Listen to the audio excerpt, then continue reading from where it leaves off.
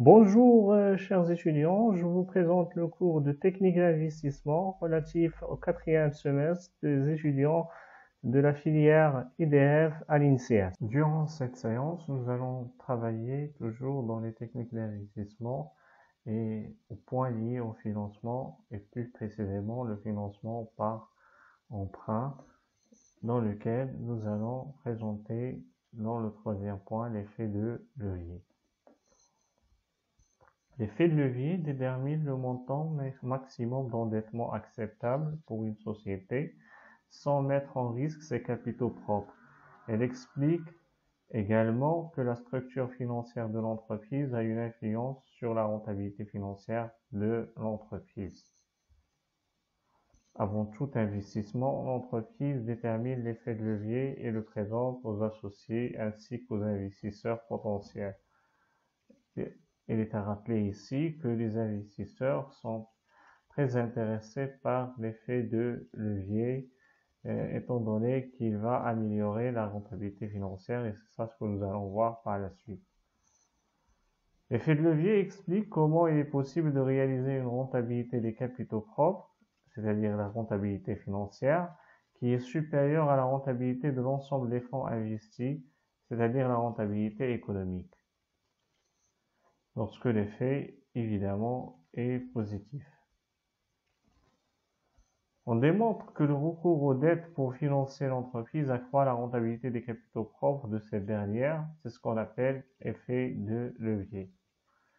La rentabilité économique, en anglais ROI ou ROA, indique ce que gagne l'entreprise du fait de ses activités courantes par dirham de capital investi, mais sans tenir compte de la structure financière.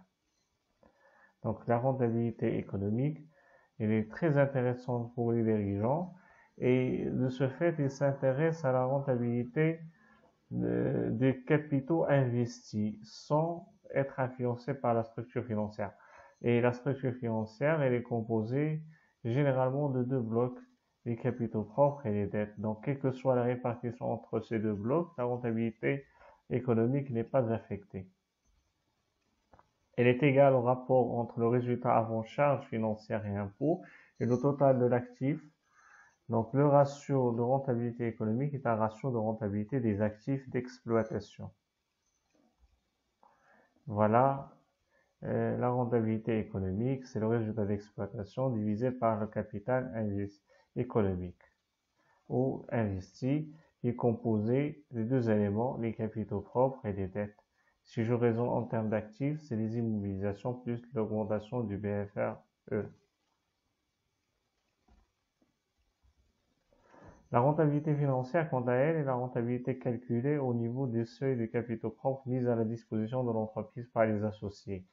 Et de ce fait, la rentabilité financière, c'est le résultat net divisé par les capitaux propres. Là, vous voyez qu'elle est dépendante des capitaux propres et elle sera influencée par la structure de l'entreprise. Donc, la rentabilité financière permet de poser un premier diagnostic sur la santé financière de l'entreprise. Celle-ci crée en effet de la valeur si la rentabilité dégagée par les actionnaires sur les fonds investis dans l'entreprise est supérieure à celle qu'ils pourraient obtenir sur un placement financier de risque similaire. C'est pour cette raison qu'on a dit que les actionnaires sont beaucoup plus intéressés par la rentabilité financière parce qu'elle est liée directement à leur montant d'investissement. Donc, du moment où leur engagement dans l'entreprise leur permet d'avoir une rentabilité supérieure à un placement avec le même risque, ils seront plus intéressés et plus attirés par cet investissement. Il faut donc que la rentabilité financière soit supérieure au coût des fonds propres. Deux grandes forces contribuent à la détermination de la rentabilité financière. Premièrement, la rentabilité dégagée par l'entreprise sur l'ensemble des capitaux investis. Donc, on parle de la rentabilité économique. Donc, malgré cela, il faut que la rentabilité économique soit intéressante pour investir parce qu'il relate l'activité en exploitation par rapport aux fonds investis globalement. Et la structure financière de l'entreprise qui peut amplifier ou atténuer la rentabilité économique. Levier financier mesuré par le coefficient d'endettement. Donc voilà, l'endettement c'est intéressant pour les actionnaires et ce que nous allons voir par la suite. mais il n'est pas du tout intéressant pour les dirigeants du fait qu'il va renforcer la dépendance financière vis-à-vis des établissements de crédit. La relation entre la rentabilité financière et la rentabilité économique est matérialisée par la formule suivante. Comme vous constatez ici, ça c'est le taux de rentabilité financière qui est égal à la rentabilité économique plus la rentabilité économique moins le taux d'intérêt multiplié par les dettes sur les capitaux propres. Le taux de 1 moins le taux de l'IS, ça c'est pour tenir en considération l'effet de la fiscalité sur la rentabilité financière. Donc voilà les éléments, ils sont bien explicités à ce niveau-là. Donc on désigne par l'effet de levier l'amélioration ou la dégradation du taux de rentabilité financière. Donc ça peut être amélioré, c'est-à-dire on peut améliorer la rentabilité économique suite à partir de la rentabilité financière, comme il peut être dégradé suite à l'endettement. La manière avec laquelle le levier financier agit sur le taux de rentabilité financière est fonction de deux éléments, le coût de la dette, c'est-à-dire le taux d'intérêt, et du l'ouvrage de levier mesuré par le rapport de la dette sur les capitaux propres. Donc, pour synthétiser un petit peu les points que nous avons traités jusqu'à maintenant, vous avez devant vous la rentabilité financière, elle est égale à la résultat net sur les capitaux propres. Donc, de ce fait, elle est intéressante pour les actionnaire. La rentabilité économique, quant à elle, c'est le résultat d'exploitation divisé par les capitaux propres plus la dette. Donc là, on mesure les dettes et les capitaux propres constituent ce qu'on appelle la structure financière. De ce fait, la rentabilité économique, elle est neutre par rapport au changement de la structure financière et elle est intéressante pour les dirigeants. Donc, les dirigeants, ils sont beaucoup plus intéressés par l'amélioration de la rentabilité économique, alors que les actionnaires, ils vont voir, ils seront intéressés à tirer beaucoup plus par la rentabilité financière. Donc du moment où ça leur présente les éléments qui peuvent être sur lesquels ils peuvent se baser pour comparer la rentabilité et le risque. L'effet de levier signifie que la rentabilité financière est améliorée suite à l'endettement. Donc ça, dans des conditions bien précises, on va voir par la suite avec les exemples chiffrés. Donc la rentabilité économique, quant à elle, on a dit, elle est indépendante du rapport à l'endettement, c'est-à-dire que vous soyez très endetté ou moins endetté, la rentabilité économique est la même. Donc ça dépend tout simplement de la performance d'exploitation de l'entreprise. Donc nous allons passer à un exemple dans lequel nous allons présenter la structure financière suivante. Un total des ressources que vous voyez pour les capitaux propres est 80%, donc 8200 au total. Les dettes représentent 20%, donc 20. Alors le taux d'intérêt est de 10%, ce qui va nous donner un total des intérêts qui est égal à 10% fois 20 est égal à 2. Le résultat d'exploitation, quant à lui, on va donner, il est égal à 25. Donc on va essayer de mesurer la rentabilité financière et la rentabilité économique en supposant qu'on est neutre par rapport à l'IS, c'est-à-dire qu'il n'y a pas de l'IS appliqué pour cet exemple. Donc de ce fait, la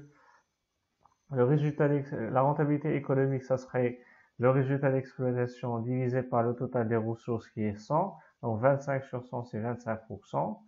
Mesurons maintenant la rentabilité financière qui est le résultat net sur les capitaux propres. Donc on retranche les charges financières, c'est-à-dire le montant des intérêts, c'est 25 moins 2 sur 80, ça va nous donner 23 sur 80, qui est 28,75%.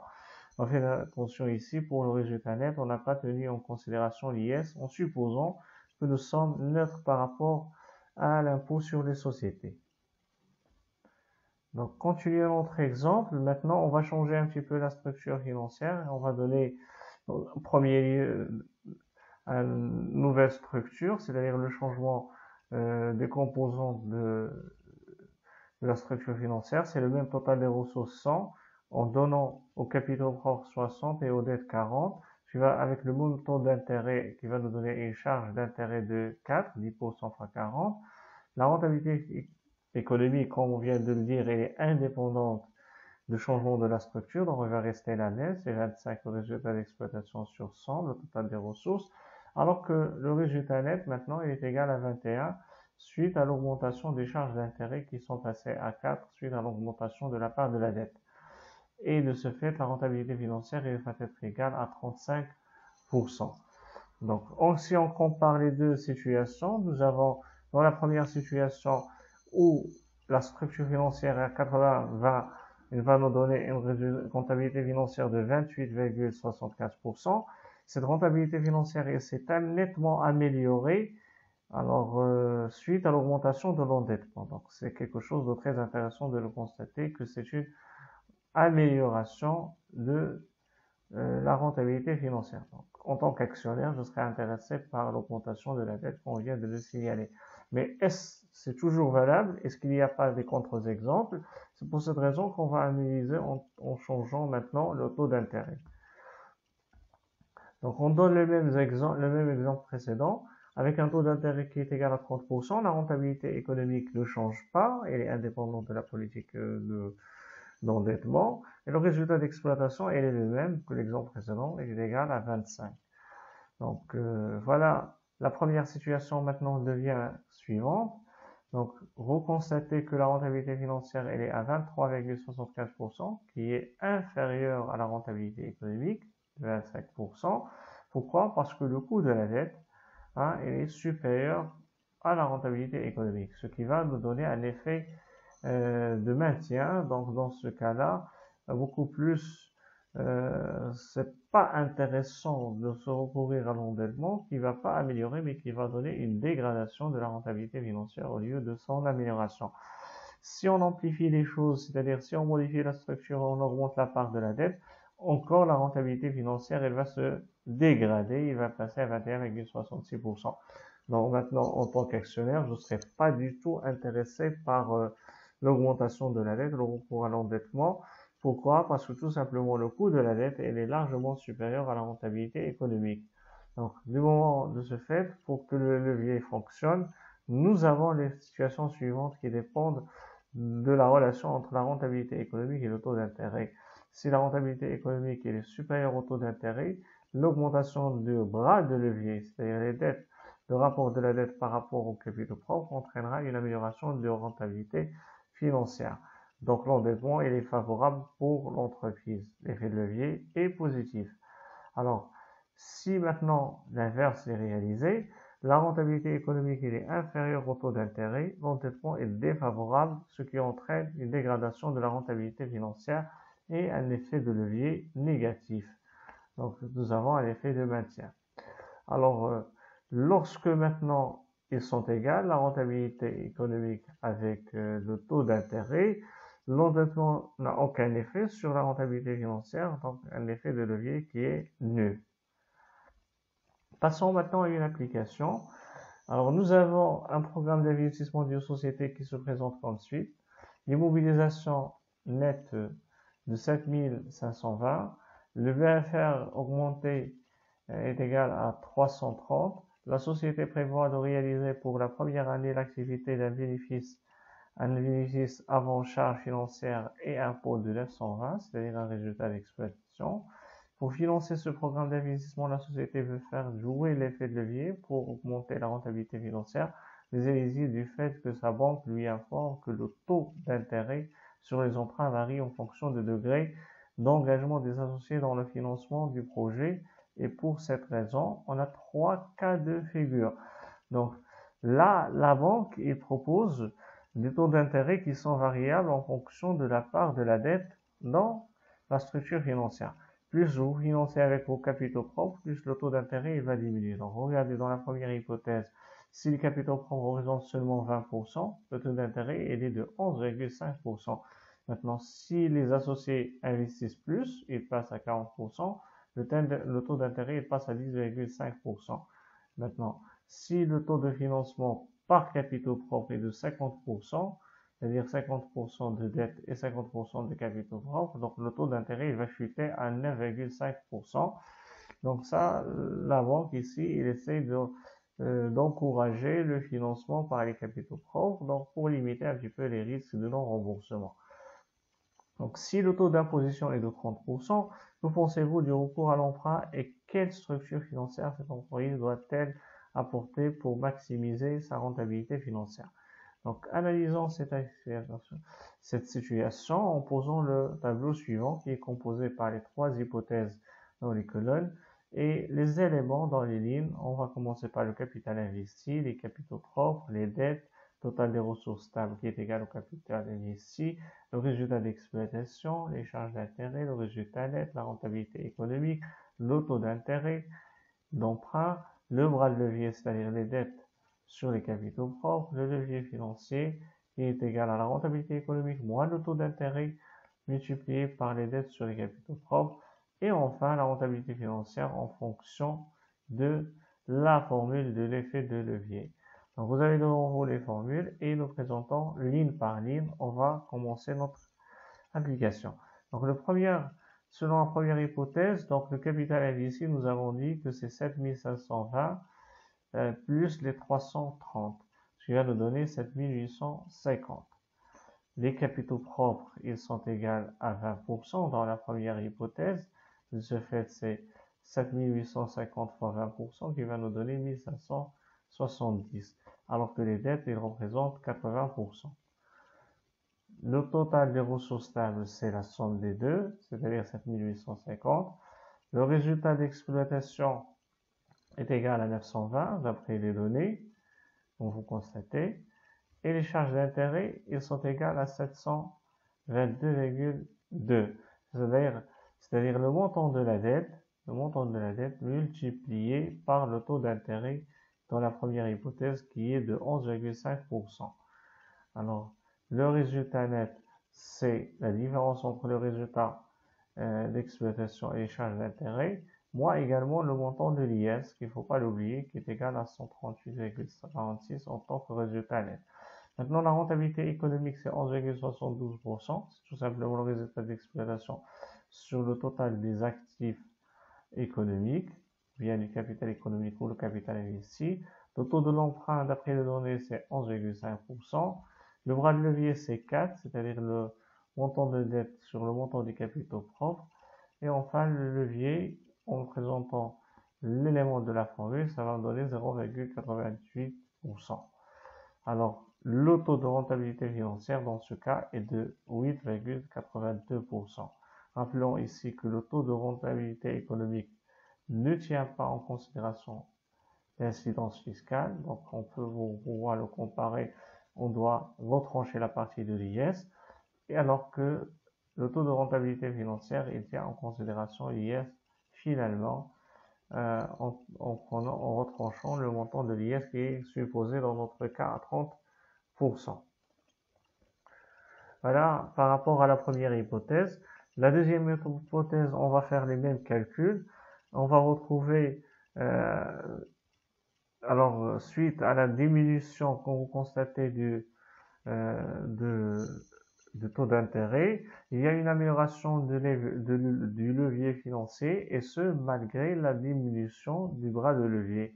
Donc, il est passé de 4 à 1,5. Il y aura une amélioration. Cela est dû tout simplement à la baisse du coût de l'emprunt qui est le taux d'intérêt, ce qui va nous donner une amélioration de la rentabilité financière en passant à 1,49%. Passons maintenant à la troisième hypothèse. Quand vous constatez suite à la diminution du taux d'intérêt qui devient décisif, et malgré que le bras s'est dégradé et passé à 1, alors il y a une amélioration du levier financier de 2,22%, ce qui va nous donner à ce niveau-là une amélioration encore de la rentabilité financière. Donc la structure financière la plus avantageuse en termes de rentabilité financière, c'est la troisième hypothèse, en finançant 50% par capitaux propres et 50% par l'emprunt. Passons à une deuxième application. La société ABC est entièrement financée par des fonds propres. La rentabilité attendue des actions est de 10%. L'action cote actuellement à 150 dirhams. Le nombre d'actions en circulation s'élève à 100 000. Les bénéfices sont entièrement distribués sous forme de dividendes. Il n'y a pas d'impôt sur les sociétés, pour simplifier. Alors, la société compte investir 5 millions de dirhams dans un nouveau projet à durée infinie qui ne modifiera pas son risque économique, mais qui devrait accroître le résultat annuel d'exploitation de 750 000 dirhams, et ce jusqu'à l'infini. Ce qui est demandé, c'est 5 questions. Commençons par le calcul de la valeur, la détermination de l'impact de ce projet sur la valeur de l'entreprise. Le projet ici est financé par emprunt au taux d'intérêt de 5%, alors on nous demande de déterminer le capital économique. Alors dans la troisième et la quatrième question, quel est le résultat d'exploitation de l'entreprise en réalisant le projet? Cinquième et dernière question, déterminer la rentabilité financière si l'entreprise finance le projet par emprunt. Passons directement à la première question, calcul de l'aval du projet.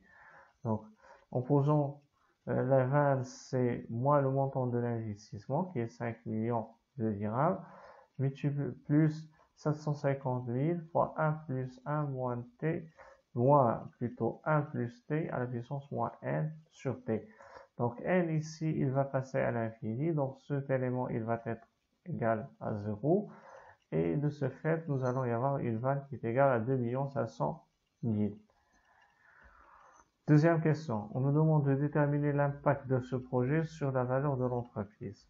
Donc, la valeur de l'entreprise avant le projet, c'est 150, le cours de l'action fois le nombre des actions, qui est 150 fois 100 000, plus 2 500 000 que nous avons calculé en termes de vannes, ce qui va nous donner une valeur totale de 17 500 000. Troisième question maintenant. Si le projet sera financé par un emprunt au taux d'intérêt actuellement en vigueur sur le marché de 5%, on détermine le capital économique. Donc, le capital économique, c'est le montant, c'est la valeur de l'entreprise, plus le montant de l'emprunt, comme on l'a déjà signalé. Donc, ce qui va nous donner un capital économique qui est égal à 22 500 000. Au niveau de la quatrième question, quel est le résultat d'exploitation de l'entreprise en réalisant ce projet? Donc, voilà le résultat d'exploitation. Maintenant, sans le projet, c'est 150 000, c'est 150 plutôt fois 100 000, fois le taux de la rentabilité économique qui est égal à 10%. Donc, on ajoute également le résultat d'exploitation lié au projet, ce qui va nous donner un total de 2 250 000. Au niveau de la cinquième question, on nous demande de déterminer la rentabilité financière pour l'entreprise qui finance ce projet par emprunt. On va utiliser indirectement la méthode de l'effet de levier, donc qui est la rentabilité économique que nous avons de 10%, plus la rentabilité économique moins le taux d'intérêt fois la dette sur les capitaux propres, ce qui va nous donner, en remplaçant les chiffres, une rentabilité financière de 11,43%. Et en la comparant avec la rentabilité économique qui est égale à 10%, on aura une amélioration suite à l'emprunt, étant donné que la rentabilité économique est supérieure au taux d'intérêt.